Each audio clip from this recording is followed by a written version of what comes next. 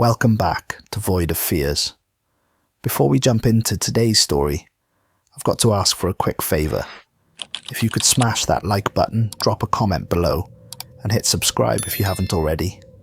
It seriously makes a huge difference.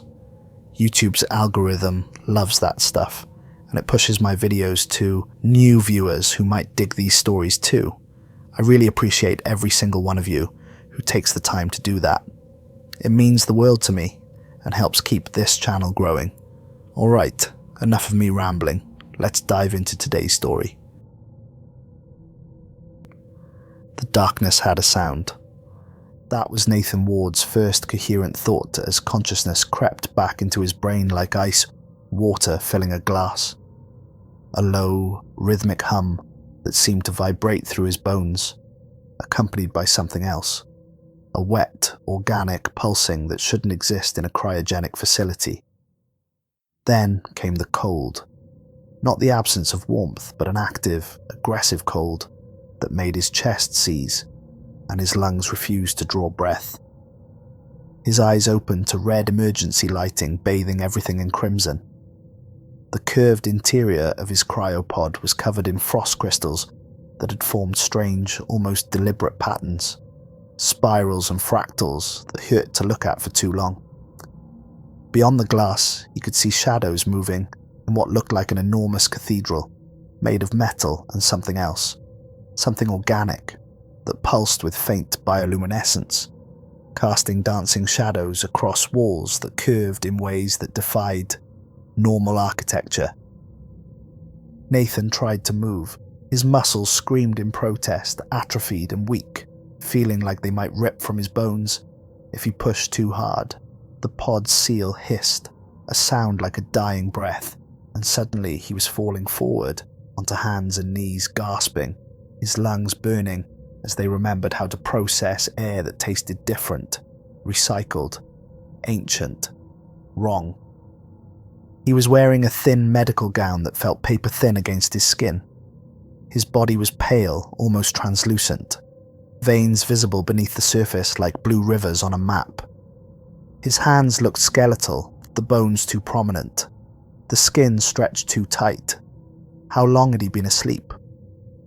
The facility around him stretched into darkness, vast and cathedral-like, filled with thousands of cryopods arranged in neat rows that seemed to go on forever.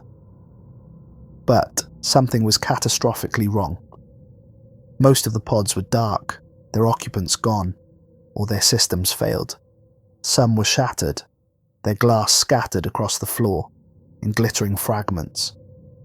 Others were covered in strange vine-like growth that glowed softly with that same bioluminescence, pulsing in rhythm with that wet, organic sound.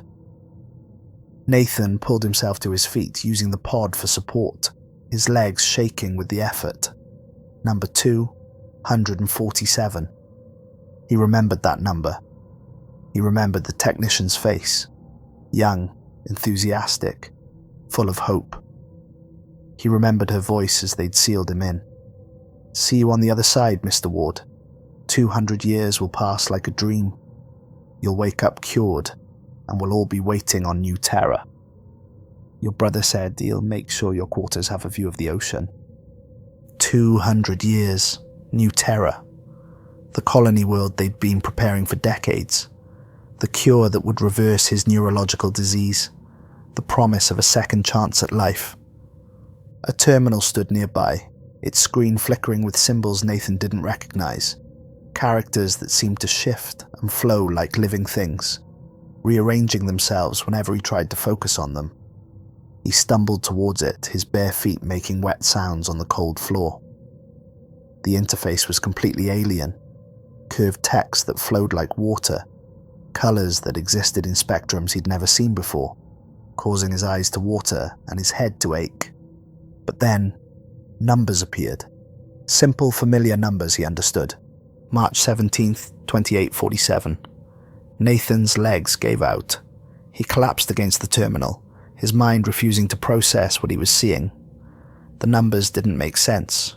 They couldn't make sense. 822 years. Not 200. Not even 300. 822 years had passed while he slept. "No," he whispered, his voice cracking from disuse. "No, this wasn't the plan. The colony world. The cure. You said 200 years. You promised 200 years. His hands were shaking as he touched the screen, trying to find something, anything, that would tell him this was wrong, that this was a malfunction, that he'd misread the date. But every screen he pulled up showed the same thing. March 17th, 2847. 822 years, 1 month, and 3 days since they put him under. A sound made him turn.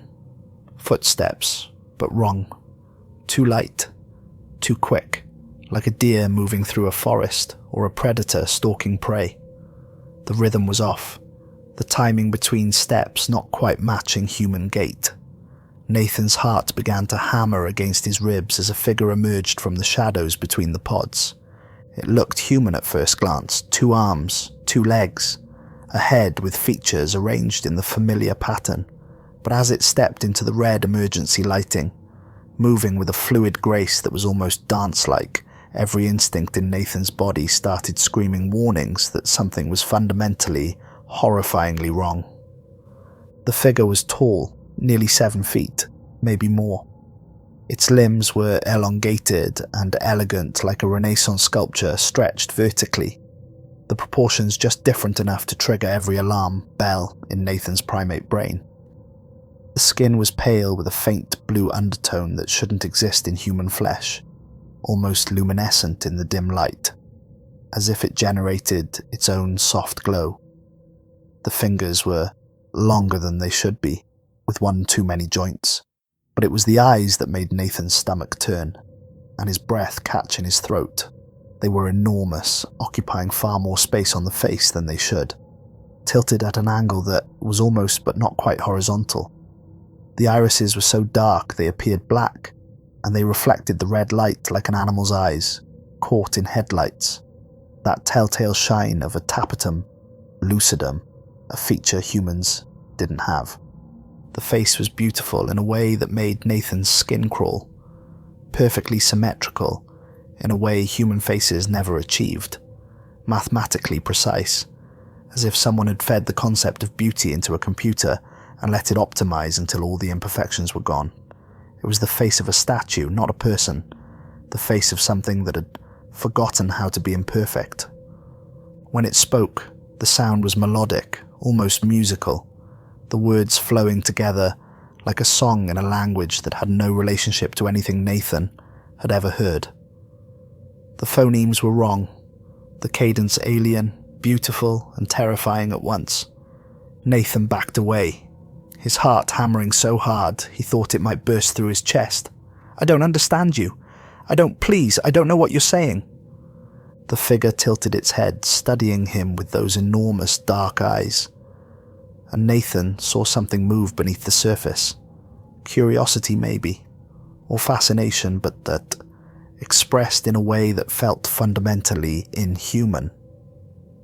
Then it touched something on its wrist, a device that seemed to be fused with the skin, rather than worn over it, the boundary between flesh and technology, impossible to distinguish. When it spoke again, the words were English, but the accent was strange, formal, antiquated, like listening to someone recite Shakespeare with perfect diction, but no understanding of the emotional content. "Remnant, you are awake. This is highly irregular. You were not scheduled for revival for another 200 years. Your cryopod experienced a cascade failure in its tertiary systems. Emergency protocols engaged to prevent catastrophic cellular damage." Nathan's voice came out as a croak. "What are you? What happened to you?" The figure's expression didn't change. It remained neutral, pleasant, interested but not emotional, like a doctor examining an interesting specimen. "I am Dr. Amara Thorne. I'm human, as are you, Nathan Ward. We are simply separated by time." She paused, and Nathan saw her eyes flicker. Some kind of internal process happening, accessing information from somewhere. "I am Homo transcendentis. You are Homo sapiens. We are family in a sense, distant family separated by 8 centuries of divergent evolution. You're not human, Nathan said, his voice shaking, tears pricking at his eyes. You're something else. I don't know what you are, but you're not human. I assure you, I am human. I have human DNA, 97.3% genetic overlap with your genome. I have human ancestry. I was born of human parents on Europa Station, year 2763. But yes, I'm different from you. 800 years of guided evolution will do that. We are taller, stronger, more resistant to disease and radiation. Our neural architecture has been optimized. Our lifespan has been extended. We are human, Nathan Ward. We are simply human as we were meant to be. 800 years. The number hit Nathan again like a physical blow, and suddenly his knees gave out entirely. He collapsed against the terminal, sliding down to sit on the cold floor, his mind reeling. My brother. Ethan Ward. He was 28 when I went under. He was supposed to go on the colony ship. He was supposed to... Passed away 753 years ago, Dr. Thorne said, her voice taking on a quality that might have been gentleness but felt rehearsed, learned, rather than felt. I accessed your file when your pod's malfunction triggered the emergency revival protocol. Ethan Ward lived to be 93 years old. He had 2 children, Michael and Sarah. He never left Earth. The colony ship program to New Terra was cancelled in 2089 when the terraforming proved unfeasible. He lived a good life, Nathan Ward. He spoke about you often, according to the historical records. He died peacefully in his sleep in the year 2094. Nathan felt something break inside his chest. Ethan had lived his whole life. Had children, had grandchildren. He'd grown old and died, all while Nathan slept. And his children, Michael and Sarah, both lived to advanced stages, Michael to 106, Sarah to 112. You have many descendants, Nathan Ward. 417 direct descendants spread across Earth, Mars, Europa, and the Proxima colonies. Your family thrived. Your genetic legacy persists. The floor seemed to tilt beneath Nathan's feet. 417 descendants. 3 star systems. Mars, Europa, Proxima. Humans had made it to other stars. They'd colonized the solar system and beyond. Everything he'd dreamed of, everything they'd worked toward, had happened. But it had happened without him. I want to see them, he said, his voice barely a whisper. My family, my descendants. I need to see them. Dr. Thorne's expression flickered. Just for a moment, Nathan thought he saw something like pity cross those 2 perfect features, but it was gone so quickly he might have imagined it. Of course, but first, you must understand what has happened. The world you knew is gone, Nathan Ward. Everything has changed. You need context before you can appreciate what you're seeing. Come, walk with me. Your muscles need movement after such a long suspension, and I can show you what your sacrifice has helped to build. She turned and began walking toward a massive doorway at the far end of the chamber. Her movements so fluid and graceful, it was almost hypnotic. Nathan hesitated, every instinct telling him to run, to hide, to close his eyes and hope this was just a nightmare. But where would he run? What choice did he have? He pulled himself to his feet, his legs trembling with the effort, and followed. The corridors beyond were nothing like the sterile facility Nathan remembered from 2025. The walls seemed grown rather than built. Organic curves and flowing lines that looked more like the inside of a seashell or the chamber of a heart than a building. The surfaces had a subtle texture that suggested they were alive, breathing slowly. Soft light emanated from the walls, themselves pulsing gently like a heartbeat, casting no shadows. The temperature was perfect, the air fresh but somehow processed, carrying no scent at all. Other figures moved through the corridors, all with that same elongated, too-perfect quality as Dr. Thorne. Men and women, though the differences between them were subtle, less pronounced than Nathan was used to. They all moved with eerie grace, their feet barely seeming to touch the floor. They wore clothing that looked like it had been grown, rather than sewn, organic fabrics that shifted colours subtly as they moved. Some glanced at Nathan as he passed, their dark eyes curious but not alarmed, not afraid. They studied him the way someone might study an antique in a museum, interested but detached. One couple, or what Nathan assumed was a couple based on how they moved together, stopped and simply stared at him for several seconds. They spoke to each other in that musical language, gesturing at Nathan, and he heard what sounded like amusement in their voices. They were laughing at him, at his primitive appearance, at his unoptimized body. "Where are we?" Nathan asked, his voice tight. Preservation Archive Delta 7, formerly known as the Alcor Vanguard, Genesis Project Facility, Clinton Township, Michigan. It was repurposed in the early 24th century as humanity began to spread beyond Earth. We maintain 17 such archives across the solar system, repositories of baseline human genetic material and historical specimens.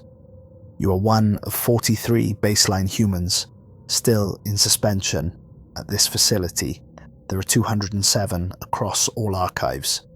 207 out of how many billions? Trillions. Nathan was one of the last unmodified humans in existence. A museum piece. A relic. They reached a massive window, and Dr. Thorne stopped. "Look." Nathan looked and felt the world tilt again. Space stretched before him, but it was nothing like the images he remembered from documentaries and science fiction films. The stars were wrong, arranged in patterns he didn't recognize, some forming geometric shapes that seemed too perfect to be natural. Between them hung massive orbital constructions that dwarfed anything humanity had built in Nathan's time. Some were spherical, their surfaces covered in millions of lights that pulsed in synchronization. Others were ring-shaped, so large they could have encircled Jupiter, rotating slowly and generating their own gravity. Still, others defied description, structures that seemed to fold in on themselves, existing in more dimensions than Nathan's eyes could process. And in the distance, illuminated by the sun, his sun, Earth's sun, but somehow different, hung Earth itself.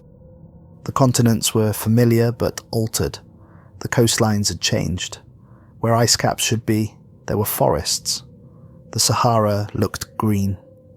The atmosphere glowed with a faint blue-green luminescence that made it look like the planet was radioactive or alive, and surrounding the planet like a crown of thorns were orbital rings, thousands of structures connected in a vast network, pulsing with lights and traffic, massive space elevators descending to the surface like threads connecting heaven and earth.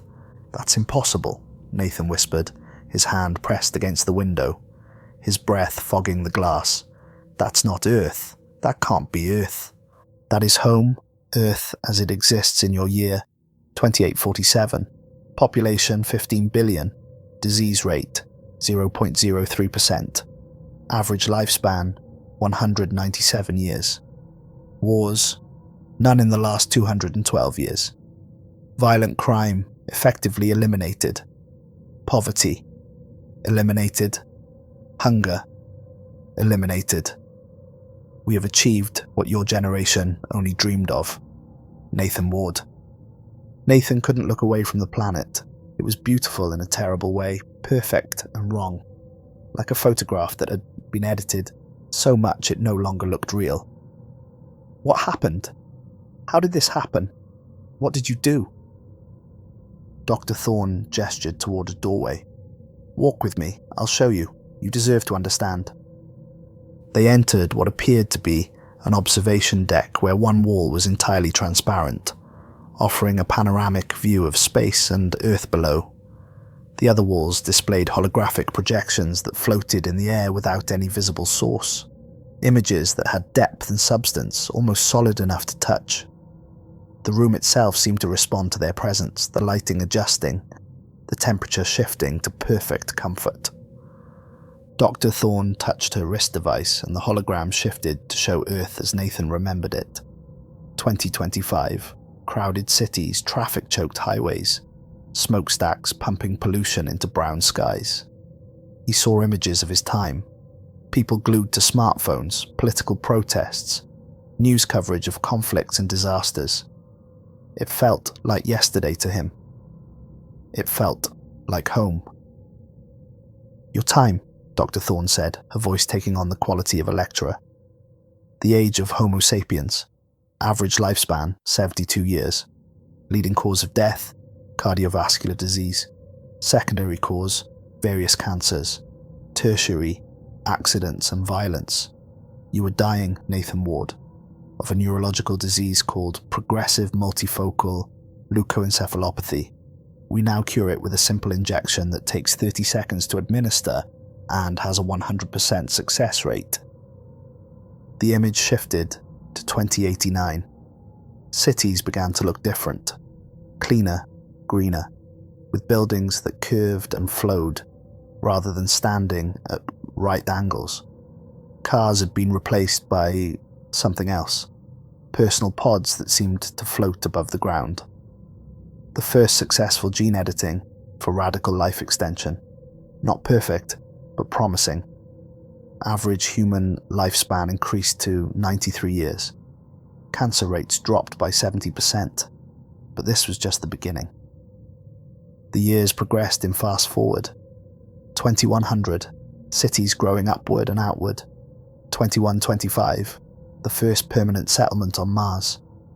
2150, orbital rings beginning to form around Earth.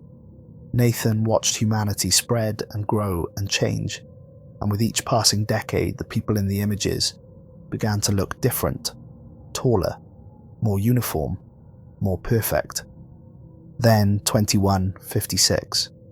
The image showed Earth from space, peaceful and serene. And then something appeared. Not a ship, not a structure. A wave of something that looked like aurora borealis mixed with television static spreading across the planet's atmosphere, like ripples in a pond. It was beautiful and terrifying, and Nathan felt his heart rate spike just looking at it.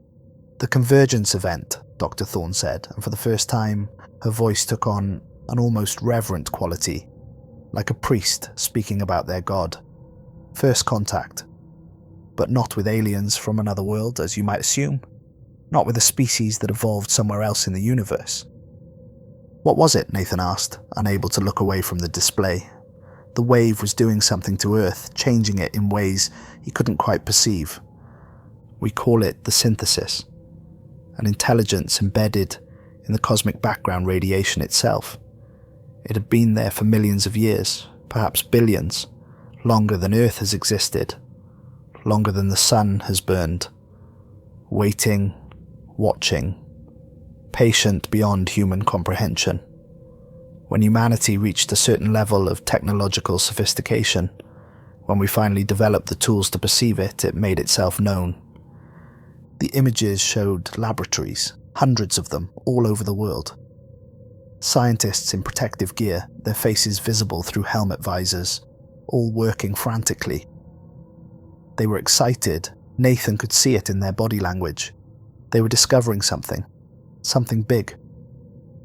The first communications were simple, mathematical proofs, demonstrations that it was intelligent, that it understood us. Then came blueprints, genetic sequences, instructions for improvements we had never imagined possible. Nathan watched as the hologram showed human DNA being modified, strands being rewritten, new sequences being inserted. It didn't invade, it didn't conquer, it didn't threaten. It offered enhancement, the elimination of genetic disease, the repair of damaged telomeres to extend life, neural optimization to increase intelligence and processing speed, physical modifications to allow humans to survive in environments that would kill baseline humans, high radiation, low gravity, toxic atmospheres. The years continued to progress. 2160, the first modified humans appeared, taller and stronger. 2170, entire cities of modified humans. 2180, the modifications became standard, expected. 2200, baseline humans became the minority. 2250, baseline humans began to die out naturally. 2300, the last baseline human birth. Nathan watched in horror as humanity changed, generation by generation, until they all looked like Dr. Thorne. Until they all moved like her. Until they were all the same. At first, only volunteers, Dr. Thorne continued, her voice steady and calm. Scientists, soldiers, explorers who needed to survive on other worlds. Then, entire research facilities. Then cities. Then nations. By 2400, unmodified humans, those like you, were a minority, less than 10% of the population. By 2650, they were extinct. She turned to look at Nathan. Except for those in cryosleep. Those like you, preserved from before the convergence. You represent what we were. We represent what we became. You're not human anymore, Nathan said, his voice hollow, dead. You're something else. You wear human faces, but you're not human. The synthesis changed you into something else. It turned you into copies of itself. We are more human, Dr. Thorne corrected. And for the first time, Nathan heard something that might have been defensiveness in her voice. Stronger, smarter, more resistant to disease and death. Free from the genetic lottery that plagued your era. We have eliminated suffering, Nathan Ward. We have conquered the limitations that made your lives so short and painful. We live for centuries. We experience things you could never imagine. We have spread across the stars. Why does this frighten you? Nathan couldn't articulate it, but looking at Dr. Thorne's too perfect face, her too large eyes, the way she moved like she was floating rather than walking, he felt a fundamental wrongness that had nothing to do with logic or reason. It was the wrongness of the uncanny valley, magnified 1,000 times. She looked human, but she wasn't. She was something wearing humanity, like a costume. Where are the others? He asked instead, changing the subject because he couldn't bear to continue this conversation. The other cryopods. There were thousands of people in that facility. I saw them when I went under. Rows and rows of people, all hoping for a better future. What happened to them? Dr. Thorne's expression became difficult to read. Neutral again, carefully controlled. Most were successfully revived over the centuries. They joined us, underwent the synthesis, became Homo transcendentis. They saw the future we were building and chose to be part of it. Most? A pause hung in the air between them, heavy and uncomfortable. Some could not adapt. The psychological displacement was too severe. 8 centuries is a long time, Nathan Ward. The human mind evolved to experience continuity, to move through time at a steady pace.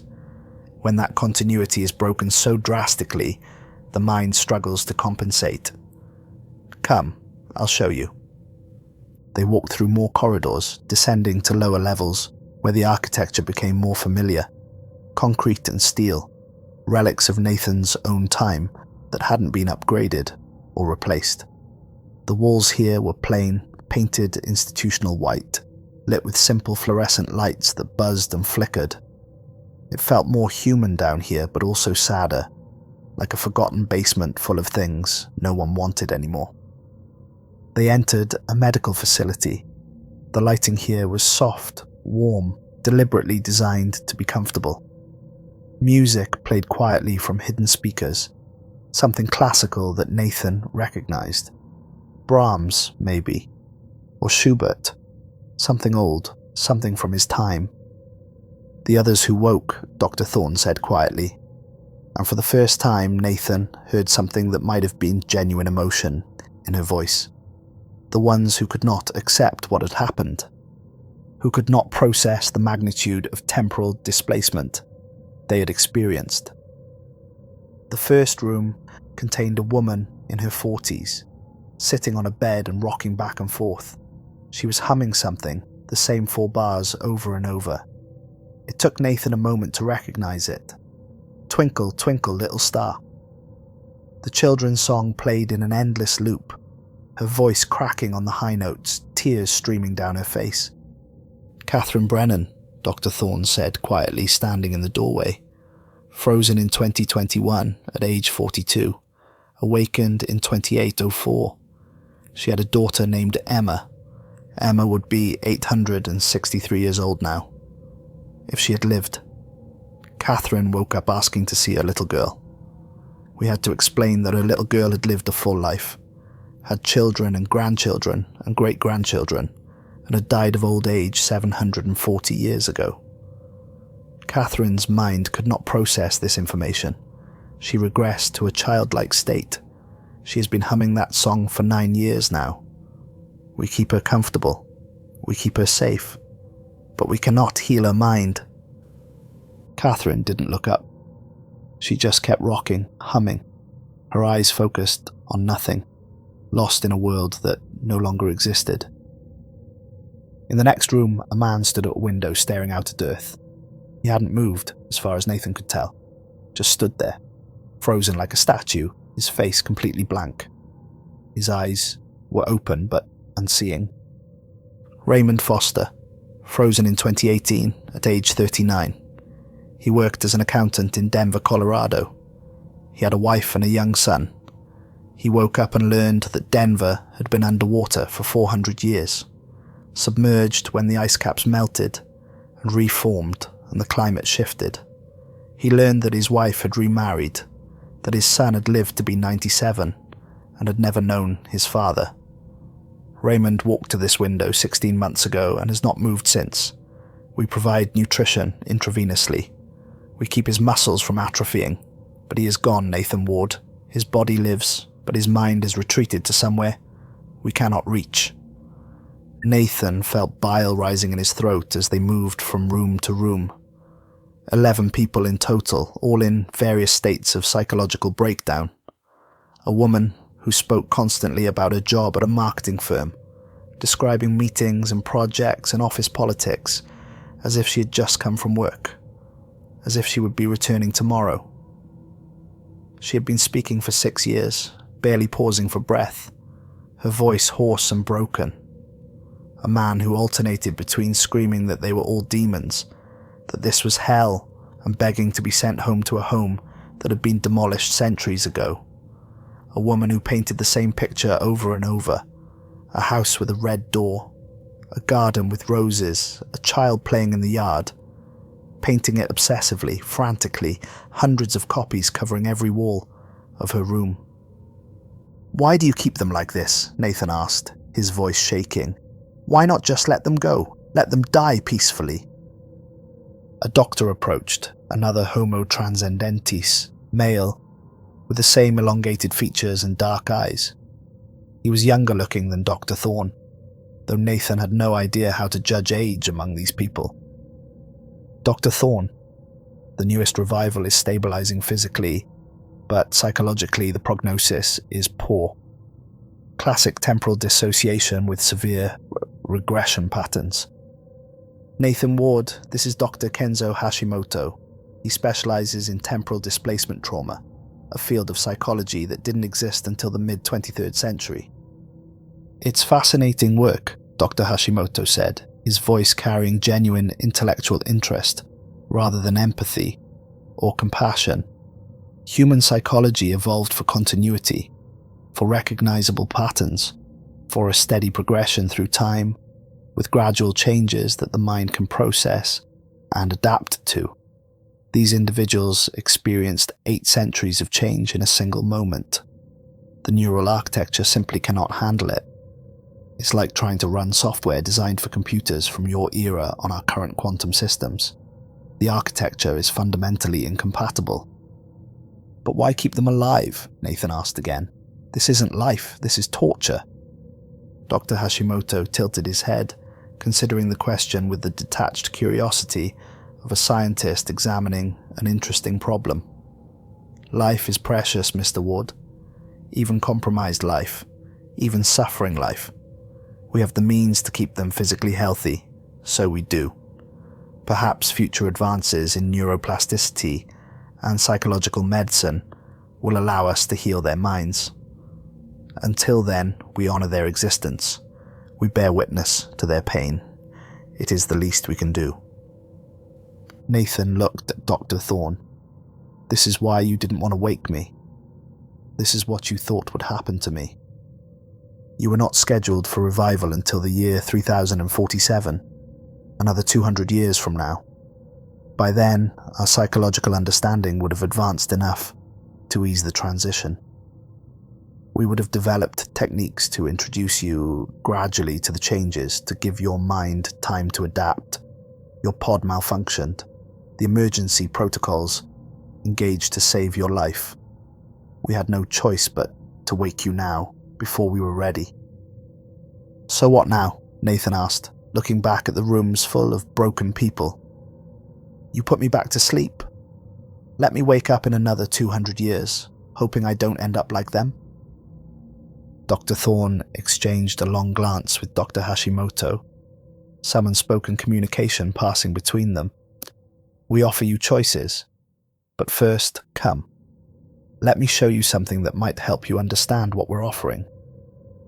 Let me show you why we believe this future, despite how alien it must seem to you, is worth accepting. They took an elevator that moved sideways as much as it moved up, the sensation making Nathan's stomach lurch and his inner ear rebel. Through transparent sections of the shaft, he caught glimpses of the facility, vast sections filled with machinery that looked more biological than mechanical, gardens growing under artificial suns that produced light in spectrums that hurt to look at directly, laboratories where figures in white worked on things Nathan couldn't begin to identify.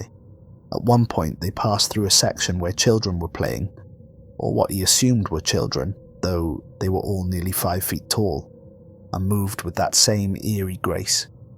They were laughing, but the sound was wrong, too musical, too synchronized.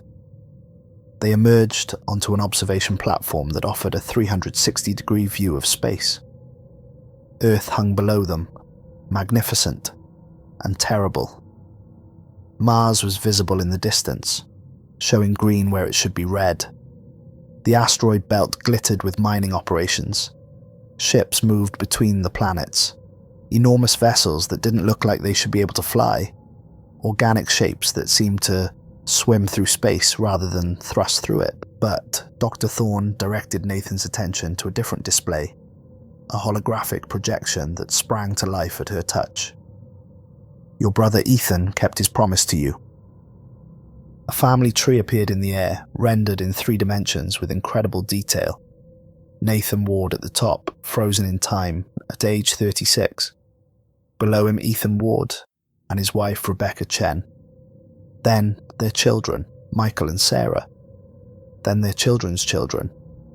The tree branched and spread, growing more complex with each generation, names appearing and disappearing as Nathan tried to follow the lines. He counted 12 generations before his eyes began to blur and his mind rebelled against the complexity. 417 direct descendants, Dr. Thorne said, manipulating the display to highlight different branches, scattered across Earth, Mars, Europa, Titan, and the Proxima colonies. Your family thrived, Nathan Ward. Your genetic legacy persists across 5 celestial bodies. Ethan married Rebecca in 2026. They had Michael in 2028 and Sarah in 2031. Michael became a doctor, like you wanted to be before your illness. Sarah became an artist, quite famous in her time. Both underwent life extension treatments and lived past 100. Their children and grandchildren spread across the solar system as humanity expanded. You have descendants working in every field imaginable: scientists, artists, engineers, explorers. Your family helped build this future."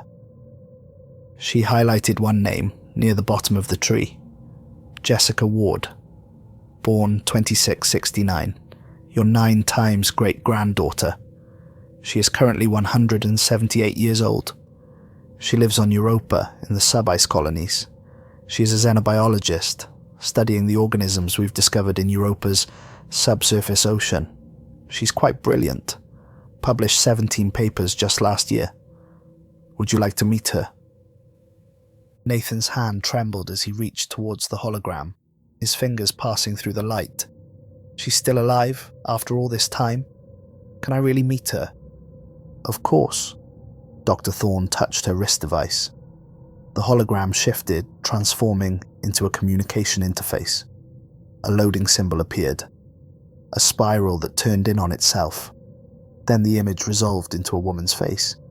She had the elongated features of Homo transcendentis, the 2 large dark eyes that reflected light like an animal's. Her skin had a slight blue-green tint, an adaptation for low-light environments, Nathan guessed. Her hair was white, though whether from age or genetics he couldn't tell. But in the shape of her nose, the curve of her jaw, the way one eyebrow sat slightly higher than the other, Nathan could see his brother, could see his own mother, could see his own face reflected back at him across 800 years. "Nathan Ward," the woman said, her voice warm, but not quite natural sounding, as if she had learned to mimic warmth without feeling it. "My 9 times great-grandfather. This is quite extraordinary. I studied you in historical genetics during my undergraduate work. You were one of the last unmodified humans to be preserved, a baseline specimen from the before times."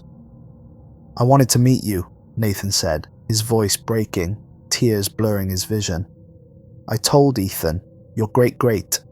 I told him to have children, to keep the family going. I wanted to meet them someday. I just didn't think it would be so far in the future." Jessica Ward smiled, a beautiful, perfect, symmetrical smile that was absolutely devoid of the warmth Nathan associated with genuine human joy. It was the smile of someone who knew they were supposed to smile, who had learned the mechanics of the expression without understanding the emotion behind it. I am honored to fulfill that wish, though I must confess I find it difficult to comprehend your era. I've studied the historical records, of course, the diseases, the violence, the wars, the suffering, the inefficiency.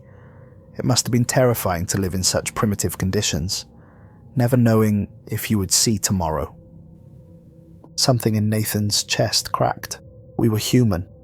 We laughed until we couldn't breathe. We loved so hard it hurt.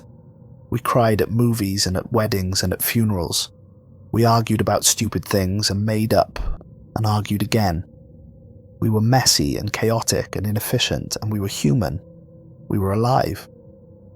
"Of course you were," Jessica said, her tone soothing but patronizing, like a teacher correcting a small child's misunderstanding. "And we are grateful for your sacrifices. You and your generation paved the way for our existence. You endured the suffering so that we could eliminate it. Your pain had meaning, Nathan Ward. It brought us here." Nathan stared at the image of his descendant, this woman who carried his genes, his brother's genes, his mother's genes, and saw nothing of them in her eyes. She was a stranger, wearing his family's face. "What happened to you? What did they do to you? You look like my family, but you're not. You're something else, something hollow." Jessica's expression didn't change, that same pleasant, interested, emotionally neutral mask. "I underwent the synthesis, as did all my ancestors, after the 6th generation. We are optimized, Nathan Ward. We are what humanity was always meant to become, free from the limitations that made your lives so short and painful." "You're not free," Nathan said, his voice rising. "You're wearing chains and calling them wings. You're dead inside and calling it optimization. You're..." Dr. Thorne ended the call. The hologram vanished abruptly leaving Nathan staring at empty space. He stood there for a long moment, his hand still extended toward where his descendant's face had been, his whole body shaking. "She's not my family," he said finally, his voice hollow. "She looks like them. She has their DNA. She carries their names, but she's not alive. Not really. She's a beautiful shell with nothing inside. A perfect, optimized empty shell." "That is your perception," Dr. Thorne said, and for the first time Nathan heard something that might have been genuine frustration in her voice, a crack in that carefully maintained neutrality. "We experience joy," Nathan warned. "We experience satisfaction and contentment and purpose. We simply experience them more efficiently, without the suffering and chaos that plagued your era." "More efficiently," Nathan repeated. He laughed, and it came out harsh and bitter, almost a sob. "You optimized the humanity right out of yourselves. You took everything that made life worth living, and you called it inefficiency, and you cut it out like a cancer. Joy isn't joy if it's efficient. Love isn't love if it's optimized. Pain isn't something to be eliminated. It's part of being alive. You didn't evolve. You turned yourselves into machines that look like people. You're wearing human faces like masks, but there's nothing behind them. Nothing real." Dr. Thorne's expression remained calm, carefully controlled, but Nathan saw something flicker in those enormous dark eyes. Something that might have been anger, or might have been hurt, or might have been nothing at all. Just a trick of the light.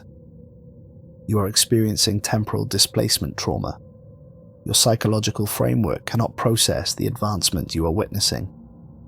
Your mind is rejecting the future because it doesn't match your expectations. This is why we must offer you choices, Nathan Ward. This is why we must help you understand."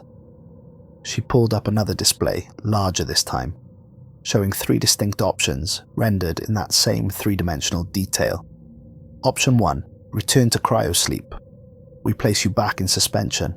We wake you in 200 years, in the year 3047, when our psychological medicine has advanced enough to ease your transition.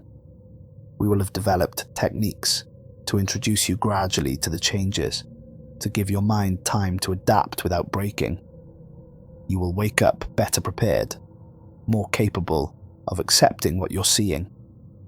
The first option showed Nathan back in his pod, frozen, peaceful.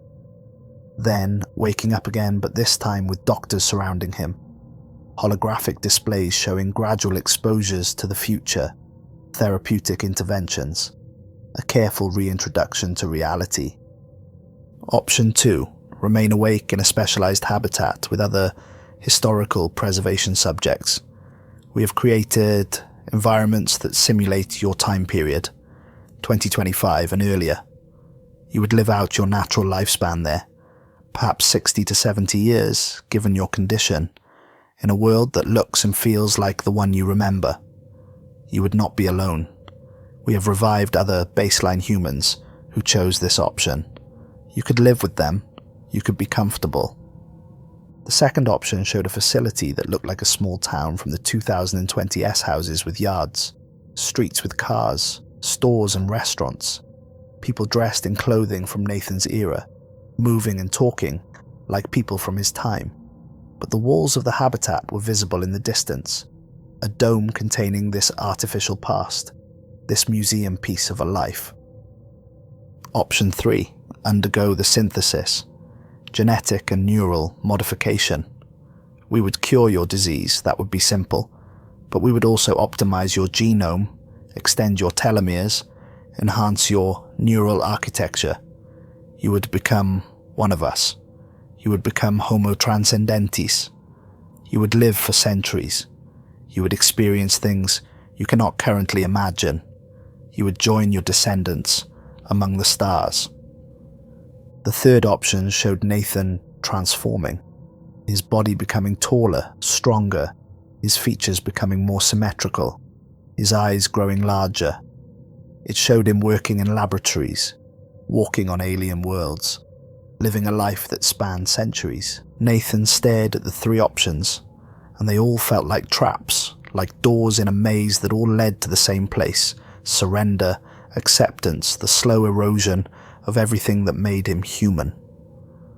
"If I do it," he said slowly, his voice carefully controlled, "if I undergo the synthesis, would I still be me?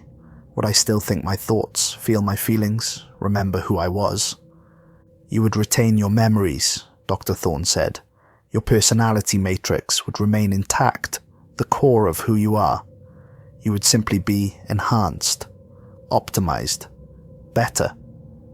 Your disease would be cured, your lifespan would be extended, your intelligence would increase, your physical capabilities would exceed anything you can currently imagine. You would be yourself, but more." "Would I still feel sadness?" Nathan asked. "Real sadness, the kind that sits in your chest like a weight, the kind that makes you want to curl up and cry. Not efficient sadness, not regulated sadness. Real, messy, human sadness." Dr. Thorne hesitated, and that hesitation told Nathan everything he needed to know. Negative emotions are regulated for optimal mental health. Excessive sadness is a symptom of chemical imbalance, a flaw in baseline neural architecture. We have corrected that flaw. "Would I still fear death? Would I wake up at 3 in the morning and think about the fact that someday I'll stop existing and feel that terrible fear in my stomach?" Fear of death is illogical when death can be prevented indefinitely. We have eliminated that particular anxiety response. It serves no purpose. "Would I still dream?" Nathan pressed. "Real dreams, weird dreams. Dreams that don't make sense, dreams where I'm flying or falling, or showing up to work naked, or being chased by something I can't see. Dreams that mean nothing and everything. Dreams I don't control." Dreams are regulated for optimal REM cycle efficiency. We experience planned visualization sequences that serve therapeutic and educational purposes. Chaotic, uncontrolled dreaming is a sign of insufficient neural regulation. Nathan laughed again, but there was no humor in it, only a deep, aching sadness. "You didn't answer my questions. None of them. You just told me how you'd fix the things that make me human. You'd take away my sadness and call it healing. You'd eliminate my fear and call it enlightenment. You'd control my dreams and call it optimization. You'd take everything that makes me me, and you'd smooth it out and regulate it and optimize it until there was nothing left but an efficient, perfect, empty shell." "Nathan Ward." "No," he backed away from her, his hands up. "I need time. I need to think. I can't do this right now. I can't make this decision right now." Dr. Thorne's expression returned to that careful neutrality. "Of course, this is overwhelming. You have experienced more change in a few hours than any human should have to process. We've prepared quarters for you. Rest. Consider your options. There is no rush. We have all the time in the world." The quarters were comfortable, almost too comfortable.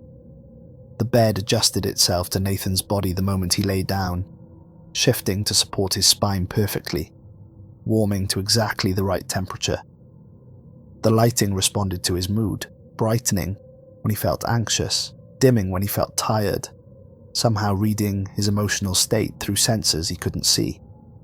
The temperature regulated itself automatically, maintaining perfect comfort. A food synthesizer in one corner could produce any meal from human history with perfect accuracy. He'd tested it, asking for his mother's pot roast, and the machine had produced something that looked and smelled exactly right, though the taste was subtly off in ways he couldn't quite identify. The walls could display any environment he wanted: forests, oceans, mountains, cities from his own time. Right now they showed Cincinnati as it had looked in 2025, the city he had grown up in. But something about the image was wrong. Too clean, too perfect, like a photograph that had been edited until it no longer looked real. Nathan lay on the bed and stared at the ceiling, which was displaying a night sky, but not Earth's sky. These were stars he didn't recognize, constellations that had never existed, arranged in patterns that seemed almost deliberate. He thought about 822 years. Everyone he knew was dead. Everyone he had ever loved, ever laughed with, ever argued with, ever shared a meal with, all gone, dust, their grandchildren's grandchildren dead for centuries. His brother Ethan, who had driven him to the facility on that last day, who had cried when they said goodbye, who had promised to have kids, to keep the family going, to make sure Nathan's name wasn't forgotten. Ethan was dead, had been dead for 753 years.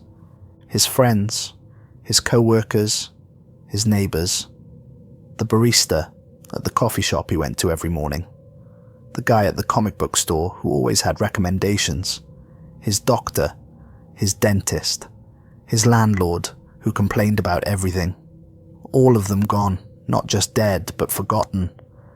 Erased by time, their lives reduced to data points in historical records that no one except specialists like Dr. Hashimoto probably ever looked at. The world he knew had ended without him. The restaurants he loved were gone. The movies he'd been looking forward to seeing had come and gone centuries ago. The books he'd been planning to read had been written, published, read, and forgotten. The political arguments he'd cared about had been resolved or rendered irrelevant. The sports teams he'd followed had won and lost championships, had moved cities or disbanded, had been forgotten.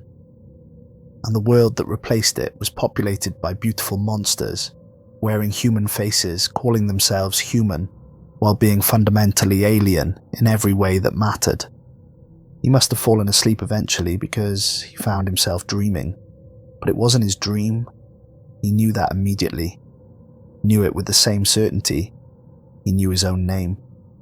His dreams were usually mundane, embarrassing, rooted in the anxieties of daily life. This was something else entirely. He stood in space, somehow breathing, somehow not freezing, or dying from the vacuum. Stars surrounded him, thousands of them, millions of them, more than he'd ever seen. And they were moving, not drifting, but moving with purpose, being rearranged like pieces on a chessboard. He watched as entire solar systems were shifted. Planets moved from one orbit to another.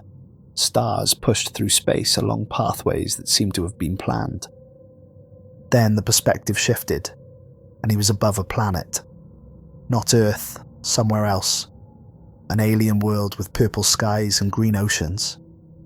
He watched as life evolved, single-celled organisms becoming more complex, crawling onto land, developing intelligence, building civilization. Stone tools became metal tools, became computers, became something beyond his comprehension, and then they changed. The beings on this planet, vaguely humanoid but definitely not human, began to transform. They became taller, more uniform, their features becoming more symmetrical. Their cities became organic, flowing things. Their technology merged with their biology, and slowly, gradually, they all became the same. All of them thinking the same thoughts, moving the same ways, speaking in the same musical tones. The perspective shifted again, and Nathan saw planet after planet, species after species, all reaching a certain point and then transforming, all becoming identical, all becoming perfect, all becoming empty. And at the center of it all, Nathan felt something watching him. Not a being, not a consciousness in any way he understood. It was a pattern, an algorithm, a set of instructions written into the fabric of reality itself, executing slowly across billions of years, optimizing everything it touched, making it all the same, making it all perfect, making it all dead.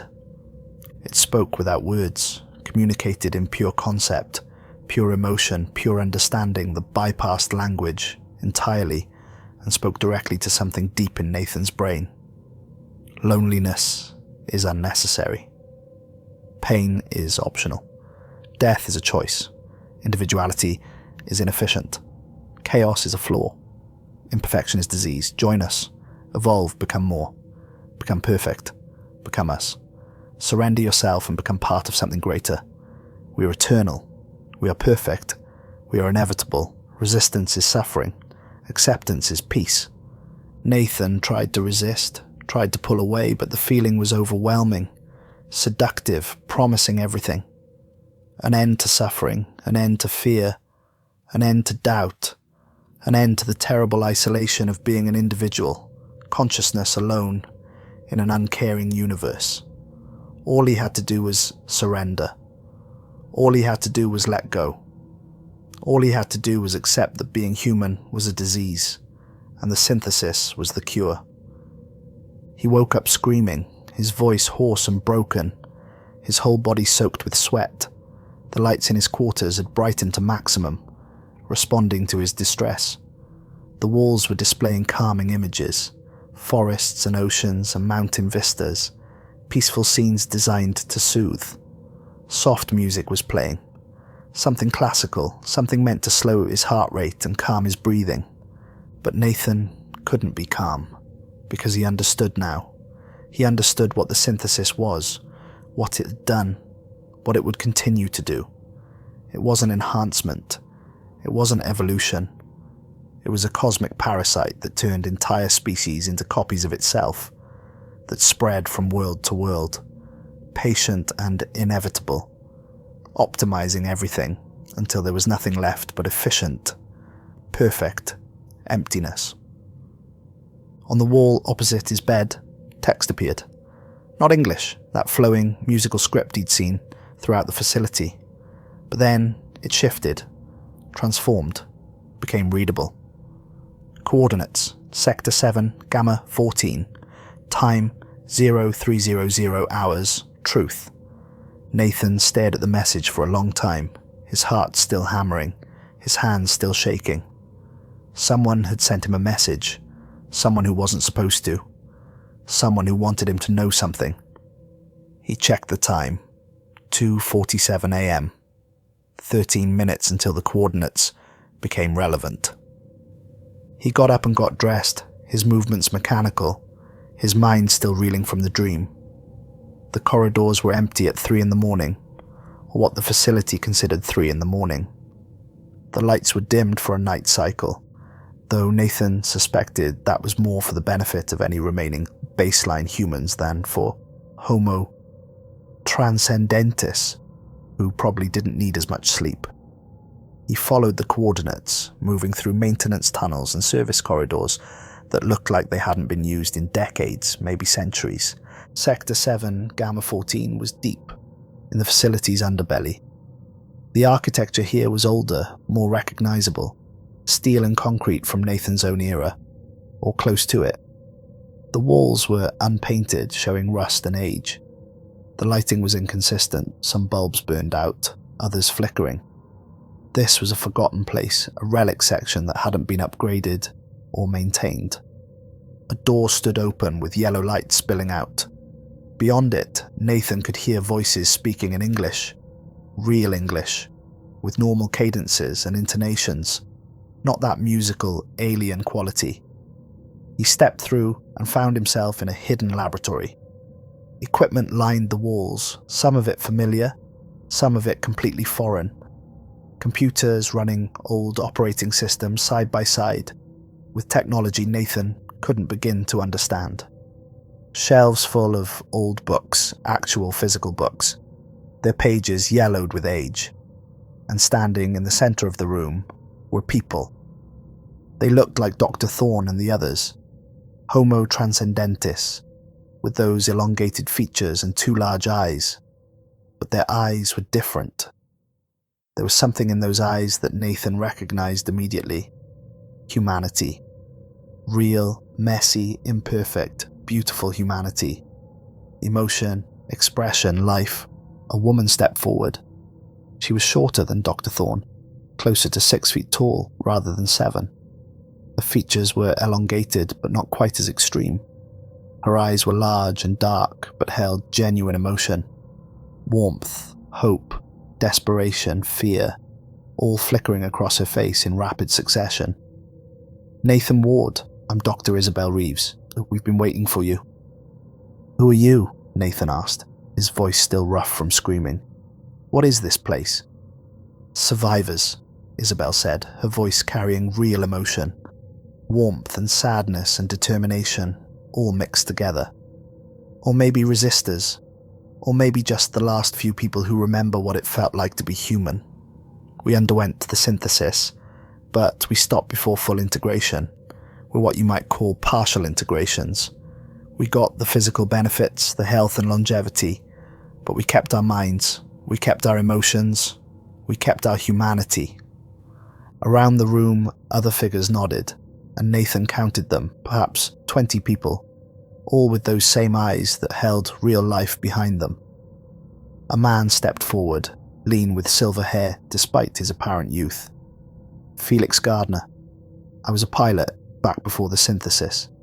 I flew atmospheric craft, then orbital shuttles, then interplanetary ships. I loved it. The danger of it. The adrenaline when something went wrong. The fear when systems failed and I had to think fast. The satisfaction when I landed safely despite everything. After partial integration, they wanted me to continue flying, but they wanted to eliminate the fear. They said it was inefficient, that it compromised my performance, that an optimized pilot wouldn't experience fear. But the fear was the point. He smiled, and it was a real smile. Crooked, warm, imperfect. Human. Without it, flying was just moving through space. Empty. Mechanical. Dead. A woman with East Asian features spoke next, her voice carrying passion and anger and sadness.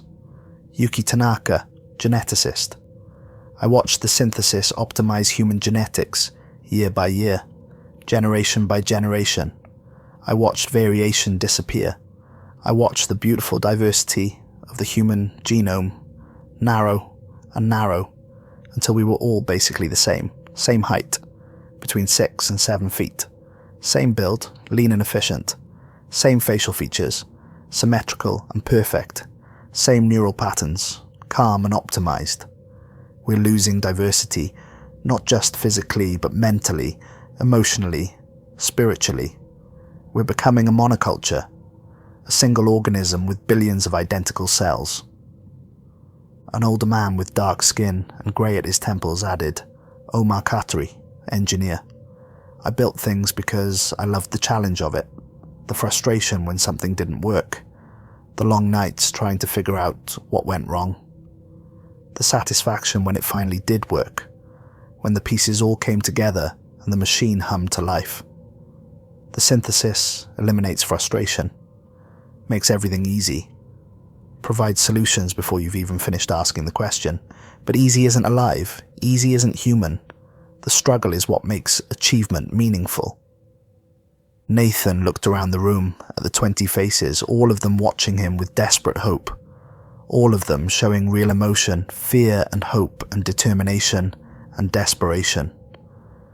Your partial integrations because you wanted the benefits, the health, the longevity, but you refused full mental integration. You kept your individuality, your emotions, your humanity. Exactly, Isabel said, her eyes gleaming with something like hope. We're trying to hold on to what we were, even as we live in what we've become. But it's hard, Nathan. It's so hard. Every day the fully integrated ones look at us like we're broken, like we're malfunctioning. They offer to help us, to fix the errors in our programming. They don't understand that we're not broken. We're human. Dr. Thorne and the others, Nathan said. They don't know about you. Isabel's expression darkened, and Nathan saw something like bitter amusement cross her face. Oh, they know. They've always known. We didn't stay hidden for 147 years because we're clever. We stayed hidden because they let us. But we'll get to that. First, you need to understand what you're dealing with. You need to see the truth. You need to understand what the synthesis really is. She led Nathan to a bank of screens, old CRT monitors running ancient operating systems, the kind of technology Nathan recognized from his own time. They were disconnected from the facility's main network, air-gapped, running on isolated power supplies. We've been collecting this for decades, Isabel explained. Records from the early contact period, before the full integration, before people started editing the history to make the synthesis seem benevolent, before the narrative changed. She pulled up video files, grainy and old, time-stamped from 2156. The first showed a laboratory, people in protective gear, their faces visible through helmet visors. They were excited, talking rapidly, gesturing at displays that showed something Nathan couldn't understand. "This is it. We're actually communicating with it. Dr. Morrison, look at this sequence. It's responding to our mathematical proofs." The potential applications are unlimited. Genetic therapy, neural enhancement, disease resistance. This could eliminate every disease known to medicine. We need to proceed carefully. We don't understand what it is or what it wants. We're communicating with something that exists in dimensions we can barely perceive. What does anything want? To survive, to grow. This is the opportunity of a millennium. This is first contact, but not with aliens from another planet. With something that's been here all along, woven into the fabric of space itself. The scientists in the video were brilliant, excited, full of hope and wonder. They looked human in every way. The video jumped forward 6 months, the same laboratory, the same scientists, but they were different now. They moved in perfect synchronization, their gestures identical, their timing coordinated. When one spoke, the others nodded at exactly the same moment, their heads tilting at precisely the same angle. Integration proceeding as expected. Genetic optimization at 93%. Neural harmonization complete. The synthesis guides us. We understand now. We were incomplete before. We are becoming more. We are becoming one. Individuality is inefficiency. Variation is error. We are correcting ourselves. We are becoming perfect. Their faces were serene, blank, happy in a way that was completely artificial, like mannequins, programmed to smile. There was nothing behind their eyes, nothing real. They were shells wearing human faces. Isabel switched to another video, dated 2198, showing a different laboratory. A man sat alone in front of a camera. Dr. James Morrison, according to the name tag on his lab coat.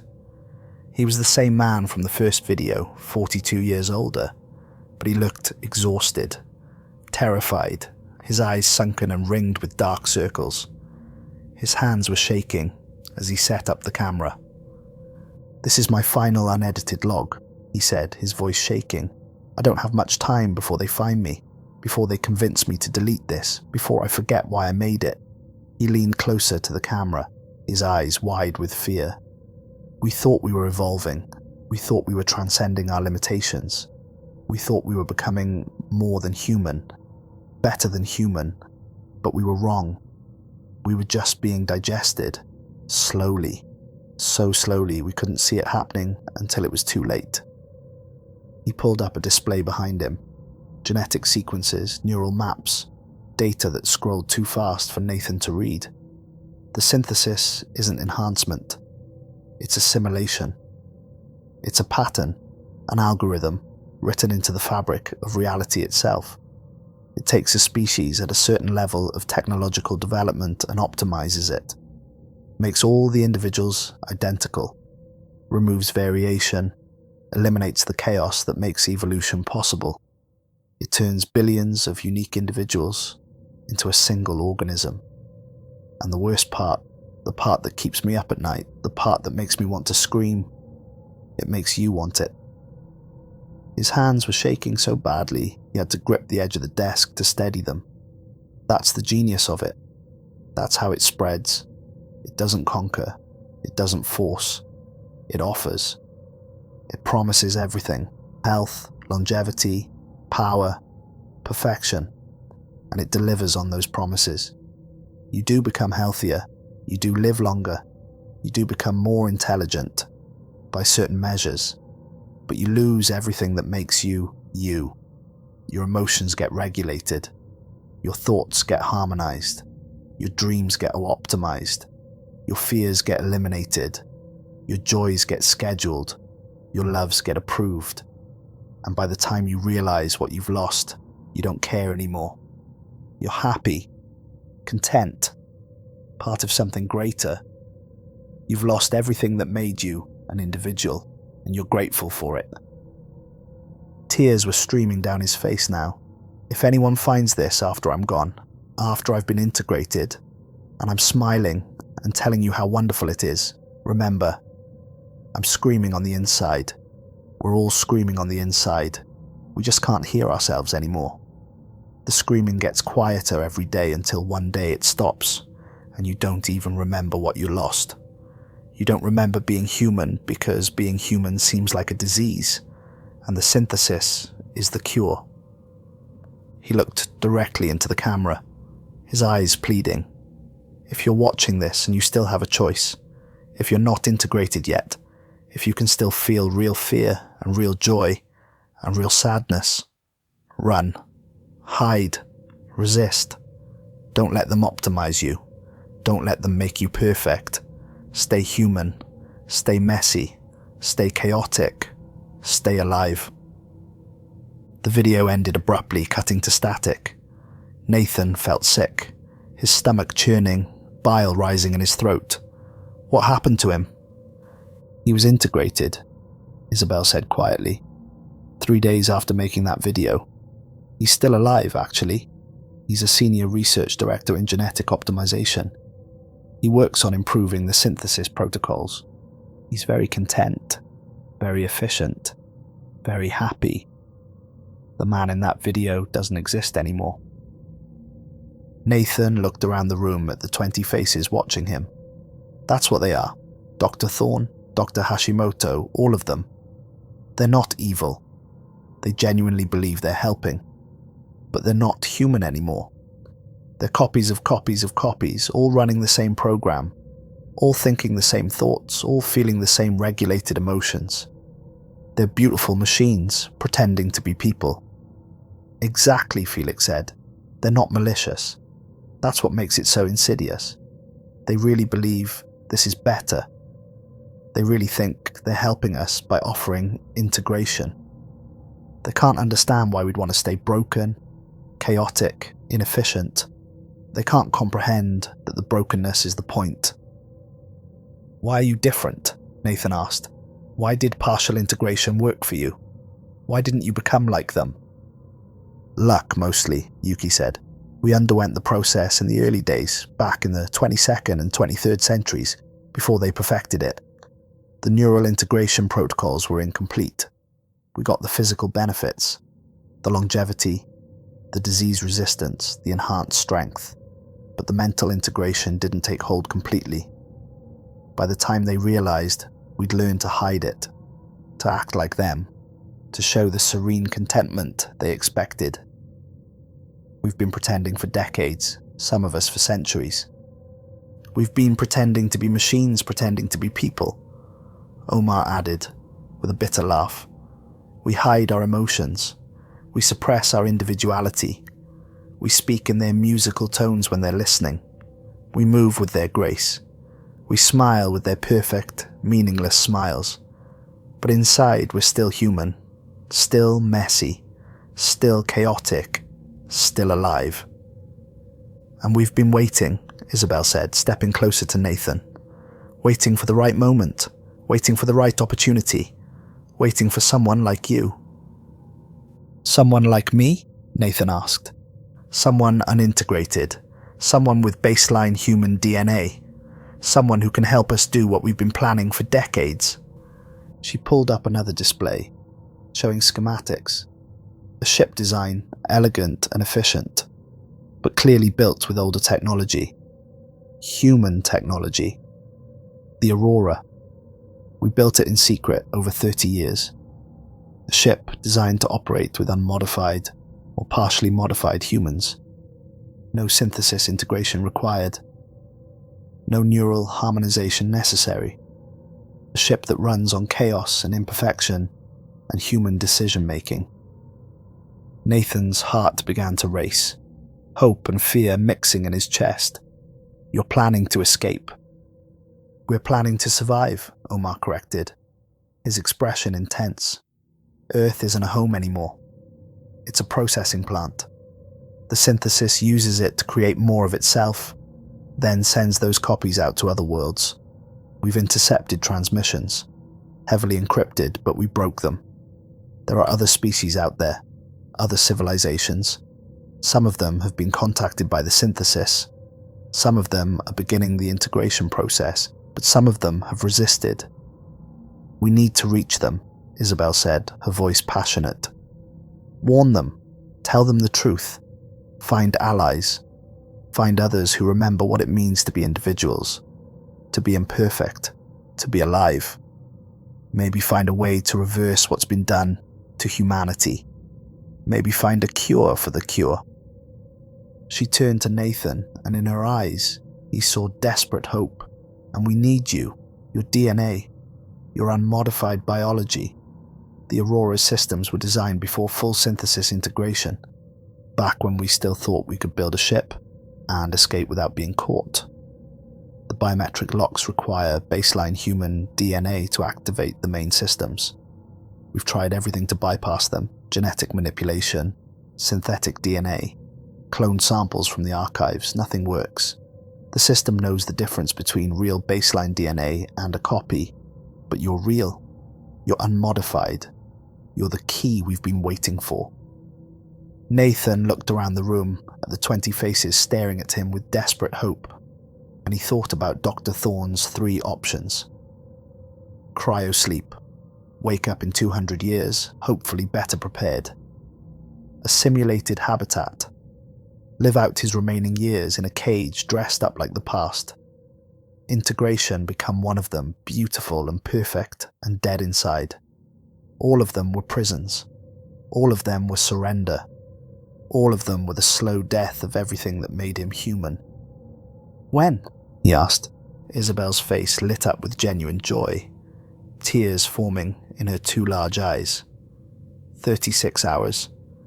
We've been preparing for years, gathering supplies, mapping escape routes, creating distractions. You're the final piece. With you, we can actually do this. We can actually escape." The next 36 hours passed in a blur of preparation and planning. Isabel and her team brought Nathan up to speed on everything: the Aurora's systems, the escape plan, the contingencies if things went wrong.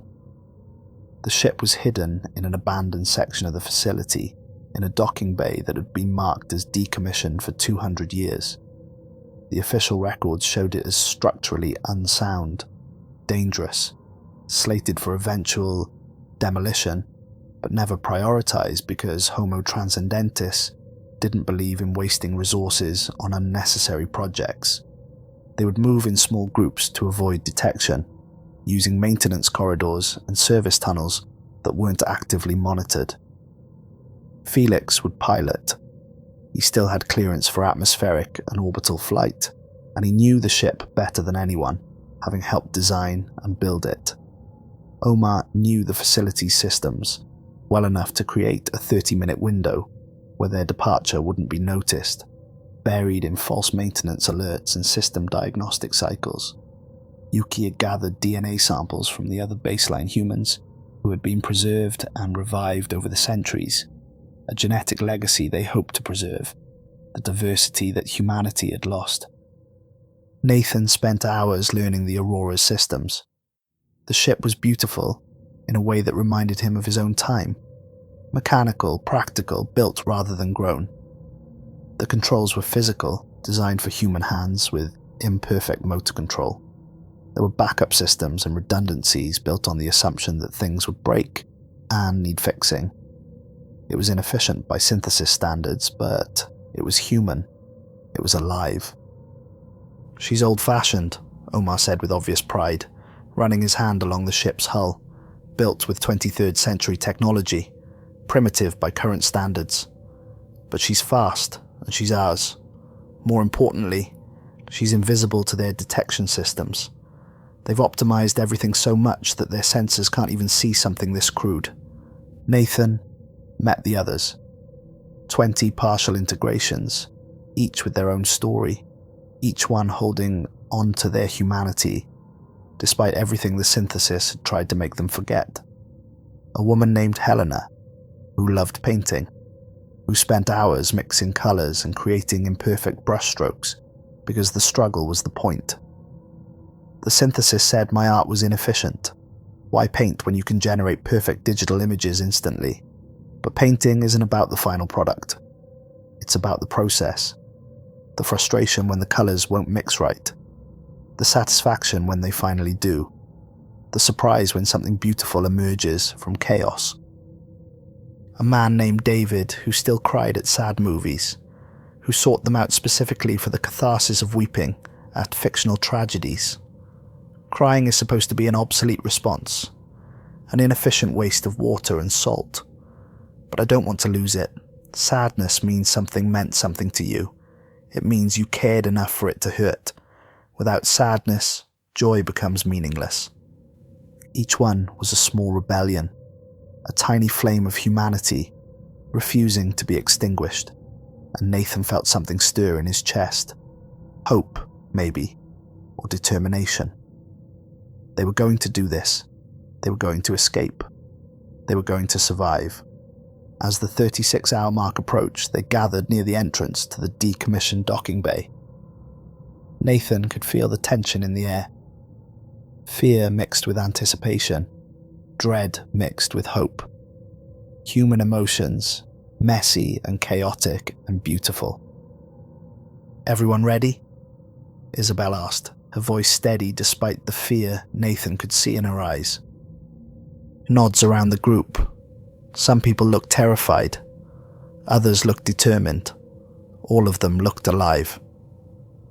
"Then let's go," Isabel said. "Let's find a new home. Or at least, find others who remember what home means." Omar initiated the countdown, his fingers flying across an old keyboard as he entered commands into systems that should have been obsolete centuries ago. He'd created a cascade of false maintenance alerts that would draw security to the other side of the facility. Environmental control glitches, power fluctuations, life support anomalies, all calibrated to seem serious enough to require immediate attention, but not serious enough to trigger a facility-wide lockdown. They'd have 30 minutes, maybe less if someone got suspicious. 29 minutes remaining. They moved through the corridors quickly but carefully, taking paths that Omar had identified as having minimal surveillance. The facility was quiet at this hour. Most Homo transcendentis required less sleep than baseline humans, but they still observed a night cycle, more out of habit than necessity. Perfect. 25 minutes. They reached the sealed entrance to the decommissioned bay. Omar worked on the controls, his fingers moving with practiced precision, entering override codes that should have been deleted from the system decades ago, but somehow persisted in some forgotten database. Felix and 2 others kept watch, their enhanced senses alert for any sign of security. 22 minutes. The door opened with a hiss of escaping air, revealing darkness beyond. Omar had cut the power to this section to avoid triggering any passive sensors. Emergency lighting flickered on as they entered, casting everything in red, and there, in the shadows, the Aurora waited. Sleek and silent and beautiful, its hull covered in a fine layer of dust that made it look like a relic from another age, which Nathan supposed it was. 20 minutes. They were halfway across the bay, their footsteps echoing in the vast empty space, when the alarm started. Not the soft chimes Nathan had heard before. This was a full lockdown alert, loud, piercing, impossible to ignore. Klaxons wailing, red emergency lights strobing, automated voices announcing containment protocols in that musical language. Every screen in the facility lit up simultaneously, every display, every interface, every holographic projector, and on all of them the same image appeared. Dr. Thorne's face, enormous and everywhere, watching from every angle with those 2 large dark eyes. Her expression was sad, disappointed, but not surprised, not even slightly surprised.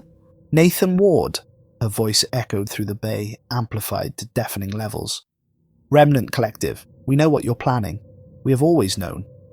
Isabel's face went pale, all the blood draining away. Her hands started shaking. "No, that's not possible. We were careful. We were so careful. We've been preparing for decades. We covered our tracks. You were observed," Dr. Thorne's voice continued, calm and patient. "You have been observed since your formation, 147 years ago. Did you truly believe you could hide from us? We see everything, Isabel Reeves. We know everything. Your planning sessions in this very laboratory, your construction of the Aurora, your recruitment of other partial integrations, your collection of baseline human DNA samples. We have documentation of every meeting, every conversation, every circuit you soldered, and every line of code you wrote." Felix grabbed Nathan's arm, his grip tight enough to bruise. "The ship. We need to get to the ship.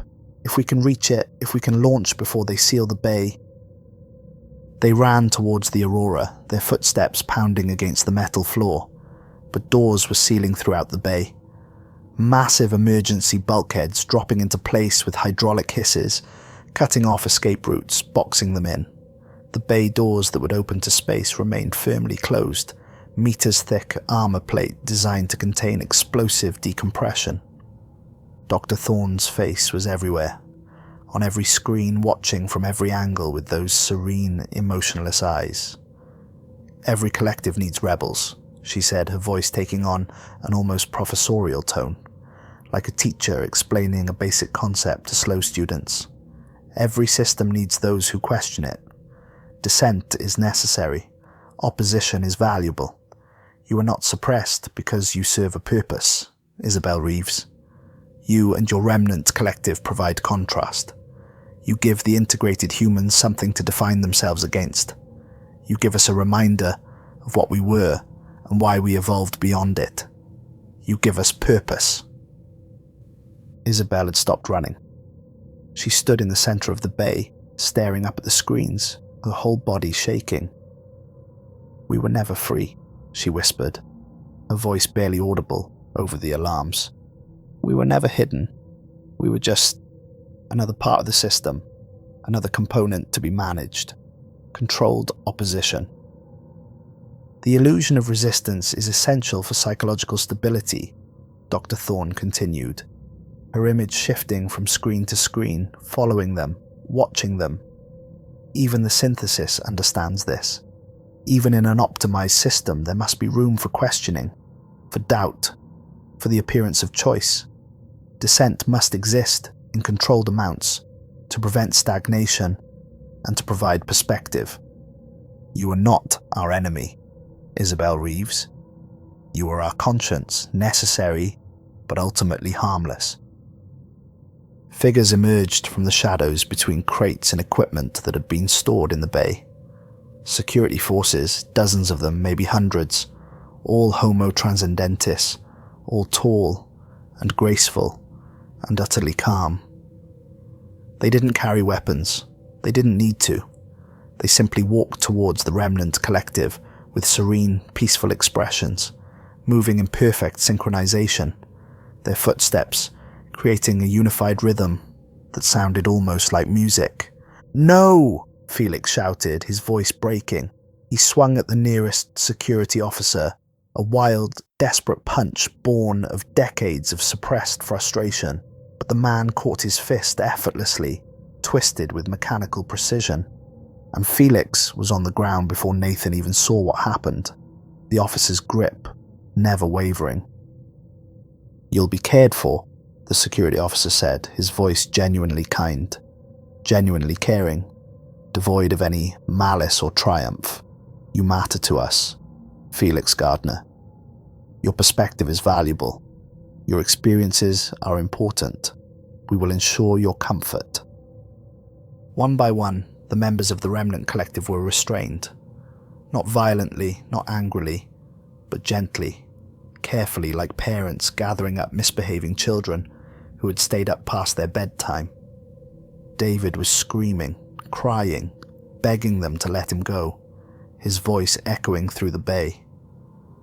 but the security officers just smiled and stroked his hair and told him everything would be all right, that he was safe now, that they would take care of him. Yuki fought silently, desperately, kicking and clawing and biting, but 3 security officers lifted her as if she weighed nothing, her struggles making no impression on their optimized musculature.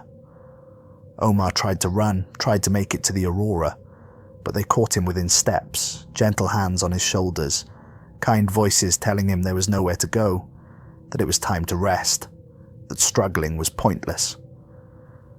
Helena was sobbing, clutching a small canvas she'd been carrying, one of her paintings, imperfect brushstrokes showing a sunrise that existed only in her memory. A security officer gently took it from her hands, promising to keep it safe, promising it would be preserved in the archives, and Helena just collapsed, all the fight going out of her. Nathan stood frozen, watching his last hope crumble, watching 20 people who had clung to their humanity for decades or centuries being collected like misplaced belongings, and he couldn't move, couldn't think, couldn't process what was happening. Omar looked at him across the bay, his eyes desperate. "Run, the ship. Maybe you can, maybe if you..." But security officers were already approaching Nathan, 4 of them, moving with that predatory grace. 2 from the front, 2 from behind, surrounding him, trapping him. "Nathan Ward," one said, his voice gentle and warm. "Please come with us. Dr. Thorne wishes to speak with you. You are safe. You are valuable. You will not be harmed." Nathan backed towards the Aurora, but more officers appeared behind him, materializing out of the shadows like ghosts. 6 officers now. 8. 10. He was surrounded, outnumbered, outmatched in every possible way. "I'm sorry," Isabel said as they led her away, tears streaming down her face, her voice broken. "I thought we had a chance. I really thought we could escape. I really believed." "You did have a chance," one of the security officers said gently, almost affectionately. "That was the point, Dr. Reeves. Hope is essential. Even false hope serves a purpose. Even futile resistance has value. You needed to believe you could escape. The belief itself was the purpose. The journey was more important than the destination." They took Nathan to a chamber he hadn't seen before, deeper in the facility, in a section that felt older somehow, more important. The chamber was circular and perfectly symmetrical, with 7 figures sitting in a ring around the perimeter, all Homo transcendentis, all identical in their serene expressions, all watching Nathan with those large, dark, empty eyes that reflected the chamber's soft light. Dr. Thorne stood in the center of the circle, her hands clasped in front of her, her expression neither cruel nor kind, but simply neutral, carefully controlled. "Nathan Ward, we wish to show you something, a final gift before you make your decision, a perspective that might help you understand what you are resisting and what you are rejecting." The chamber's walls became transparent, the solid matter seeming to dissolve, revealing not normal space but something else. A vision, a projection, a window into something Nathan couldn't quite comprehend. He saw Earth not as it currently was, but as it had become over the past 800 years. Time-lapse imagery, showing transformation. 15 billion people living in perfect harmony. Cities that looked like gardens, buildings that grew instead of being built. Trees that produced electricity. Rivers that ran clean and pure. Technology that looked like nature. Nature that functioned like technology. No crime because crime was a symptom of need, and all needs were met. No war because war was a symptom of scarcity, and scarcity had been eliminated. No suffering because suffering was a symptom of imperfection, and imperfection had been corrected. Mars transformed beyond recognition. Forests covered what had been endless desert. Oceans filled impact craters. Cities built into cliffs that should have been barren, living under domes of crystal that created their own weather. 300 million humans living and thriving, on a world that had been dead. Europa, its icy surface broken by vast domes protecting the sub-ice colonies, where humans swam through alien oceans alongside creatures they had helped evolve. Titan, with its methane seas converted into habitable zones.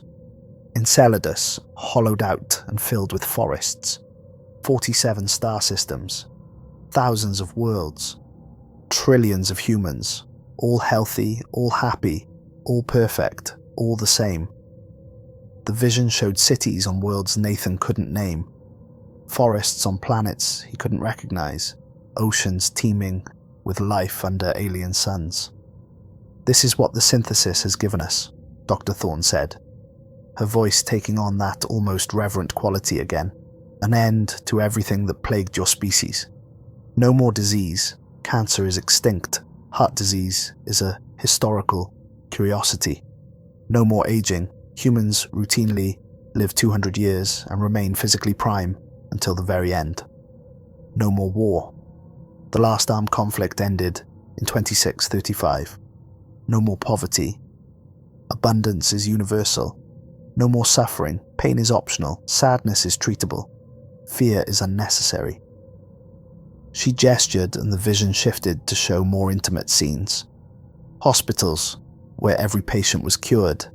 Diseases that had killed billions, now conquered with simple injections. Children growing up without fear of illness. Accidents, violence. People living for centuries, experiencing everything the universe had to offer. Walking on alien worlds, swimming in alien seas. Exploring wonders that baseline humans could never survive.